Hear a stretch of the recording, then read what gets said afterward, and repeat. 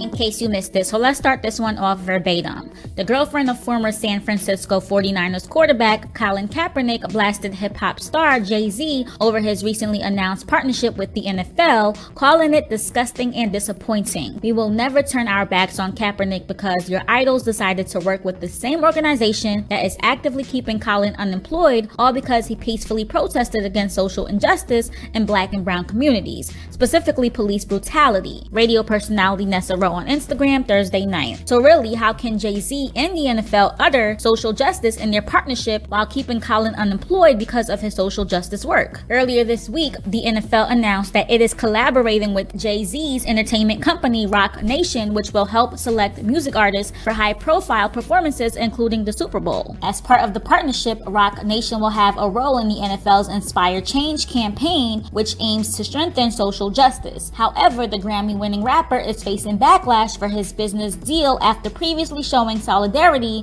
with Kaepernick. Kaepernick gained notoriety in the scorn of figures including President Trump for taking a knee during the national anthem to call attention to social injustice and police brutality in minority communities. It's typical for the NFL to buy different PR looks to cover up their dirt. That's nothing new. But what is disgusting and disappointing is Jay-Z letting them use him. Whether Jay-Z knew it or not, I don't doubt his intelligence, so I would think he knew. He helped the NFL bury who he said is an iconic figure, Colin Kaepernick. She continued, "Don't tell me there's a master plan and wait for it, because the only reason anything would ever change is because the people are loud and clear and won't let the league buy their loyalty with their disingenuous moves. The people are letting the league and anyone who works with them know that they aren't buying the BS." As you can see, that's under a repost from Kaepernick himself, who said, "You never turn your back on me or the people, even when the NFL tried to silence your voice and the movement. You've never flinched or wavered. I love you, brother. Let's get it, EV. And to the people, I see you, I hear you, and I love you. Thank you for having my back. Power to the people."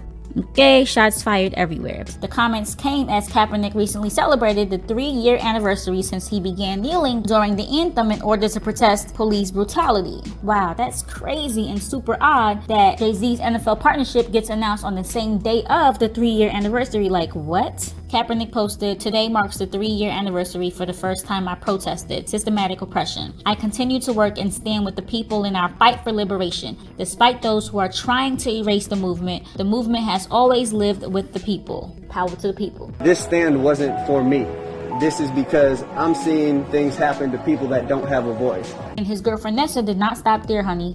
No, she did not. She also posted this and said, "This is a lie. Colin never spoke to Jay-Z and the NFL ahead of that deal being done. They never included him in any discussion." Then she reposted this tweet that says, "Just to be clear, no Jay-Z, no Robert Kraft and Meek Mill, no Players Coalition, no amount of money can erase the fact that the NFL punished Kaepernick for speaking out on behalf of people of color and continues to ban him. Thanks for attending my TED Talk." And she captioned it, "I don't care if it's your favorite idol. No PR look will ever cover up the truth that Kaepernick is wrongfully unemployed because he protested against injustices happening to Black and brown communities, period." And then she posted this that says, "Colin Kaepernick settled his grievance. Jay-Z is just taking the money. People who are comparing Kaepernick's settlement to Jay-Z's business deal need to step all the way back." Captioned, "There seems to be some confusion about the difference between Colin Kaepernick settling his collusion grievance with the National Football League before an arbitrator could rule on the merits, and Jay-Z allowing the NFL to paint itself as Hoverface in exchange for some Super Bowl money. The mischaracterization seems to be Cap took the money and Jay-Z took the money, so it's all the same. And so now let's get ready for some football." Here's wide receiver Bryant stumbling into the confusion. "Thinking that way is not Dez's fault. He went to school to learn how to catch footballs. I went to school to learn how to debate the definition of a catch. Into total absurdist obfuscation. I got you, Mr. Bryant. Simply put, the colloquial understanding of settlement has no place in the law. Many aspects of the legal system are designed specifically to encourage legal settlements. A legal settlement is not an admission of defeat. It's not selling out. It's just the outcome the system is designed to produce.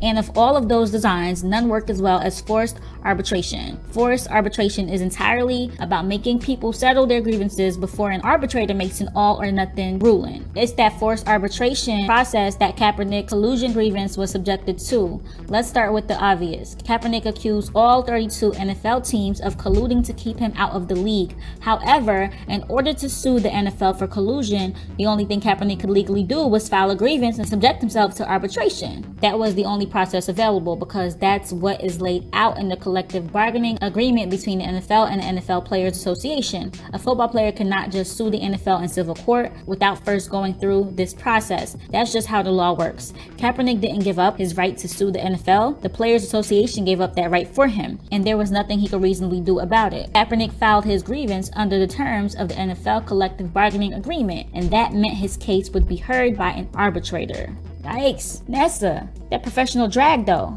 Who they reading? In case you guys didn't catch it, clearly whoever Mr. Bryant is, he's trying to say that Jay-Z did the same thing that Kaepernick did, take money. DRAGS is the same football player who once said, I care about black people too, but I got a family to feed. But anyway, Nessa most definitely was not done there. She was still dragging Jay-Z in her stories, okay? I mean, she is holding her man down, okay? She reposted this, that Jay-Z's deal with the NFL sets back the Kaepernick cause. The truth is, Jay-Z doesn't need the NFL to be influential or socially active. Oprah Winfrey and LeBron James have been doing great work without football, and so has he.